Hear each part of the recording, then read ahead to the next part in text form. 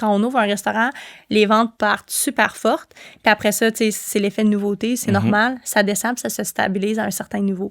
Tandis que les restaurants sur l'île de Montréal, c'est les seuls à peu près qu'on ouvre que ça part faible puis ça augmente. Qu'est-ce qui fait que Montréal est comme une forteresse difficilement pénétrable pour les pizzas Salvatore? Ben non seulement pour les pizzas, mais la restauration en général, les chaînes.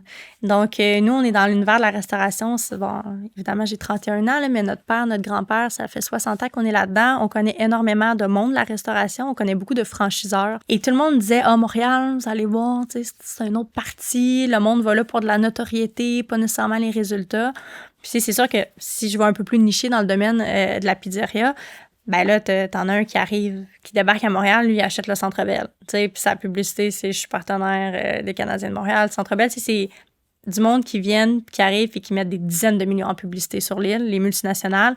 Donc, c'est très difficile pour les joueurs québécois. Là, je parle de la pizzeria, mais c'est la même chose dans l'univers de la restauration rapide, puis c'est les grosses chaînes qui injectent tellement d'argent.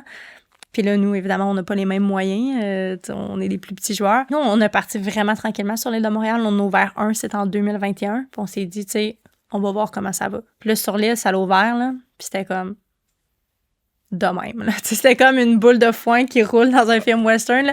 Il n'y avait pas de commande, là. On était là, voyons, les commandes en ligne, sont-tu à arrêter? Le téléphone, est-tu débranché? Tu sais, c'était vraiment mort quand ça l'a ouvert. D'habitude, nous, quand on ouvre des restaurants, on fait aucune publicité. On laisse les équipiers s'adapter. Puis il y a déjà un flow qui est très intense. Les gens viennent cogner dans le vide quelques jours avant l'ouverture, savoir, hey, êtes-vous ouvert, tout ça, tu sais. Fait que ça a pris, tu sais, 1 an et demi, 2 ans avant de faire nos frais, si je peux dire.